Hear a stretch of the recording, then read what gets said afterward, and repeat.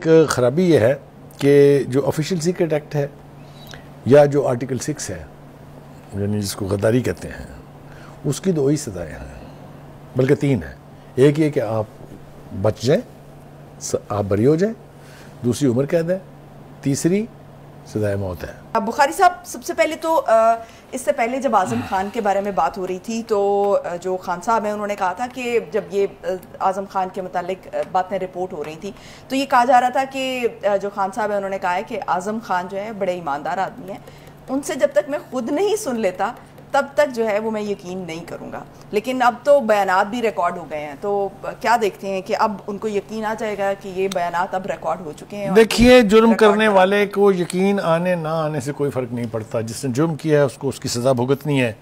Cipher کے 2 اہم کردار جو ہیں اسد مجید صاحب اور پھر اعظم خان صاحب، انہوں نے جس انداز سے گفتگو کی ہے، جتنی آرٹیکلیٹڈ گفتگو کی ہے انہوں نے، اس سے ہر چیز واضح ہو گئی ہے.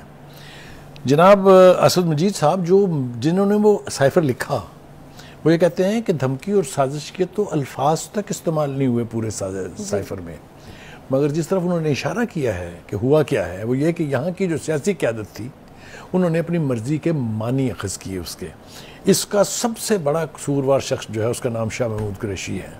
Shah Mahmood Qureshi must be tried under article جو بھی ریلیونٹ ہے، میں پتہ مجھے ہے لیکن میں دہرا نہیں رہا ہوں، for violating the constitution, for violating the official secret act, because انہوں نے وہ غلط ترجمہ کروایا جس پر عمران خان صاحب نے اس کو خریدا، اس ترجمے کو، یعنی اس کو اعتبار کیا، اور پھر وہ جس انداز سے کاش کوئی وہ فوٹیج چلا دے. وہ اب جو کہتے ہیں نا کہ جی میں نے تو خالی کاغذ لہرایا تھا سوری، اس کے ساتھ جو گفتگو انہوں نے کی تھی کاش وہ ہم لوگوں کو دکھا سکتے. وہ اس کے کانٹینٹس بیان کر رہے ہیں. دیکھیے، سائفر از اے سیکرٹ ڈاکومنٹ سوری، اسی لیے وہ آفیشیل سیکرٹ ایکٹ میں آتا ہے. اس کے مندرجات اگر آپ عوام تک شیئر کریں گے تو آپ کے جرم کے لیے کسی ثبوت کی ضرورت باقی نہیں رہتی ہے. حکومتی لیول کی چیز ہوتی ہے. ایک تو یہ ہو گیا. ٹھیک ہے جی. میں سمجھتا ہوں کہ اسد مجید اور اعظم خان کے جو بیانات ہیں وہ عمران خان صاحب کے خلاف اوپن چارج شیٹ ہے، اور اس کے جو کانٹینٹس ہیں چارج شیٹ کے دے آر انڈینائیبل. آپ اب اسے کسی عدالت میں کسی وکیل کی ہنرمندی سے اس کو غلط ثابت نہیں کر سکتے. Those are the concerned people, relevant people, and you have to trust when they speak in a court of law کہ وہ کیا کہہ رہے ہیں. ایک بات تو یہ ہوگی. دوسری بات یہ ہے کہ جرم یہاں ختم نہیں ہوتا، جرم یہاں سے شروع ہوا ہے. اس کے بعد دیکھیے رول اسد کیسر کا اور وہ قاسم سوری صاحب، پتہ نہیں سوری خاندان سے ان کا کوئی تعلق ہے یا نہیں ہے، وہ انہوں نے کیسے ایکٹ کیا. انہوں نے 2 سیکنڈ نہیں لگائے اسمبلی توڑتے ہوئے، اور جو انہوں نے تقریریں کی تھی اس وقت خاص طور سے سوری صاحب نے، وہ اس کا بس صرف حوالہ دیا جا سکتا ہے، اس کے کانٹینٹ بیان نہیں ہو سکتے ہیں. وہ اپنی وفاداری کے چکر میں trying to be more loyal than the king, انہوں نے کیا کچھ کہا، ان کو بھی قیمت چکانی پڑے گی. یہ میں آج اب ذمہ داری سے اس پروگرام میں کہہ رہا ہوں. قاسم سوری صاحب جو ہیں وہ اس اطمینان سے نہ بیٹھیں کہ ان کو کسی نے نہیں پوچھنا ہے، ان کی باری آنی ہے. ایک ہو گیا. اب آ جائیے جناب، اس کے بارے میں جو مزید گفتگو کرنا ضروری ہے وہ یہ کہ اسد مجید صاحب یہ کہتے ہیں کہ جو کچھ بھی یہاں اس سائفر کے ساتھ کیا گیا اس نے پاکستان کے ڈپلومیٹک کمیونیکیشن سسٹم کو برباد کر کے رکھ دیا ہے. No one will trust you now.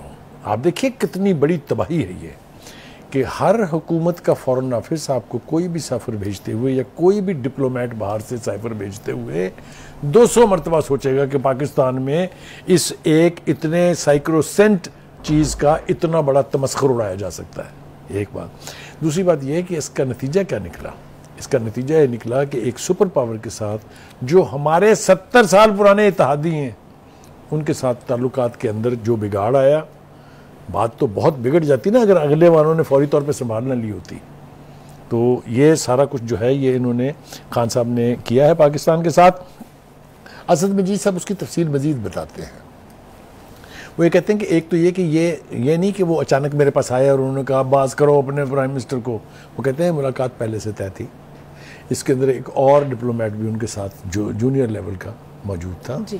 اور جو گفتگو ہوئی اس پر مبنی سائفر کو اگر اجازت ہو کہ اوپن کر دیا جائے تو وہ کہتے ہیں کہ وہ کچھ نہیں ہے اس میں جو شاہ محمود قریشی صاحب نے اخذ کیا، جو عمران خان صاحب نے تسلیم کر کے اس کو آگے بڑھایا اور پوری ایک کمپین بلڈ کی۔ اس میں ثبوت کی ایک اور وجہ سے بھی ضرورت نہیں ہے عظمیٰ، آپ دیکھیے جنہوں نے یہ لہرایا تھا انہوں نے بعد میں یہ کہا کہ that is behind our back, ہمارے تو تعلقات بہت اچھے ہونے چاہیے ان کے ساتھ۔ پھر ان کے ڈپلومیٹس کے ساتھ بیٹھ کے آپ کی پوری لیڈرشپ نے میٹنگز کی۔ خود خان صاحب بھی امریکن ایمبیسڈروں سے ملتے رہے ہیں، وہ اب تفصیلیں اس کے بعد ملتے رہے، تفصیلات سامنے آ رہی ہیں، یہ سب کچھ ہم کو پتہ چل رہا ہے۔ تو having said that, Azam Khan صاحب نے اس کی دوسری ڈائمنشن بھی بتائی ہے۔ انہوں نے کہا کہ یہ ڈرامہ سارا گھڑا اس لیے گیا، جس کے آتھر جو ہے مقامی طور پر شاہ محمود قریشی تھے، کہ جو عدم اعتماد کی تحریک ہے اس سے بچنے کے لیے اسے اپوزیشن کے خلاف استعمال کیا جائے۔ یہ وہ تفصیل کے ساتھ بیان کر رہے ہیں، اور وہ یہ کہتے ہیں کہ پی ٹی آئی کا منشا یہ تھا کہ فوج کو اس میں ٹارگٹ کیا جائے اور اس کو ملوث کیا جائے کہ جی وہ بھی شامل ہے اس سازش میں۔ آپ کو یاد ہے نا کہ بعد میں نام لے کے بھی خان صاحب نے کہا ہے نا یہ کہ وہ جنہوں نے یہ بت تراشے تھے، وہ کسی نے شعر خوب کہا ہے کہ جن پتھروں کو ہم نے عطا کی تھی دھڑکنیں، جب بولنے لگے تو ہم ہی پر برس پڑے۔ تو جب انہوں نے محسن کشی جو ہے اس کا مظاہرہ کرتے ہوئے جنرل باجوہ جنرل فیاض حمید کی اوپر ملبہ ڈالنے کی کوشش کی تھی، وہ سب کے سامنے ہے۔ میں سمجھتا ہوں یہ کہ سائفر کیس جو ہے یہ اس کو مکافات عمل آپ کہہ سکتے ہیں کہ جب آپ کسی دوسرے کے لیے گڑھا کھودتے ہیں تو پھر گڑھا آپ کے لیے بھی تیار رہتا ہے۔ ایک تو یہ ہو گیا جناب۔ ٹھیک، تو بخاری صاحب یہ انیشیٹ جو ہے یعنی کہ یہ جو مشورہ ہے وہ قریشی صاحب نے دیا تھا، یعنی بالکل اس میں کوئی وہ کہہ رہے ہیں اعظم خان صاحب، سابق وزیر خارجہ شاہ محمود قریشی سائفر معاملے پر چیئرمین پی ٹی آئی کو پہلے ہی آگاہ کر چکے تھے، یعنی ابھی سائفر جو ہے وہ ان تک پہنچا نہیں ہے۔ شاہ محمود قریشی صاحب نے دو جرم کیے، ایک یہ کیا کہ اپنی مرضی کا ترجمہ کرایا اور ایک ایسا بیانیہ بنایا جس کو 1 سیکنڈ سے پہلے بائی کر لیا جناب خان صاحب نے، اور پھر اس کے بعد جو ہوا سو وہ آپ کے بھی سامنے ہے، ہمارے بھی سامنے ہے۔ ملک کے مفاد سے کھیلنا، ملک کے مستقبل سے کھیلنا، یہ ایک ایسا جرم ہے جس کی کوئی معافی نہ ملنی چاہیے اور نہ کہیں اس کی معافی ہوتی ہے۔ ہمارے پاس ایسی مثالیں پہلے بھی ہیں جو مختلف محکموں کے اندر لوگ، جو ایک یاد ہوگا آپ کو نادرہ کے جو ایک چیف تھے، ایک فوجی جو باقاعدہ سرونگ جنرل تھے، ان سب کو اپنی اپنی کرتوتوں کی سزا مل چکی ہوئی ہے۔ تو کوئی ایکسیپشن نہیں ہونی چاہیے کسی ایسے شخص کے لیے جو پاکستان کے مفاد سے کھیلے، جو پاکستان کے مستقبل کے ساتھ کھلواڑ کرے۔ ٹھیک، تو بخاری صاحب کیا سزا ہو سکتی ہے، کیا ایکسپیکٹ کر رہے ہیں ان بیانات کے قلم بند ہونے کے بعد؟ دیکھیے اس کے اندر ایک خرابی یہ ہے کہ جو آفیشیل سیکرٹ ایکٹ ہے یا جو آرٹیکل 6 ہے، یعنی جس کو غداری کہتے ہیں، اس کی 2 ہی سزائیں ہیں، بلکہ 3 ہیں۔ ایک یہ کہ آپ بچ جائیں، آپ بری ہو جائیں، دوسری عمر قید ہے، تیسری سزائے موت ہے۔ No one will wish such a punishment for anyone جس کا کوئی قصور نہ ہو، لیکن جنہوں نے ملک کے ساتھ کھلواڑ کیا ہے ان کے لیے دل میں رحم نہیں ہونا چاہیے، because Pakistan is more important than individual. یہ بات ہم کنوے کرنا چاہتے ہیں اپنے اس پروگرام کے ذریعے سے بھی، اور ہر پاکستان کو اس کا ادراک ہونا چاہیے کہ کوئی شخص اتنا بلند نہیں ہے جو پاکستان کے اوپر، جس پر پاکستان کو قربان کیا جا سکے۔ That's all I want to say۔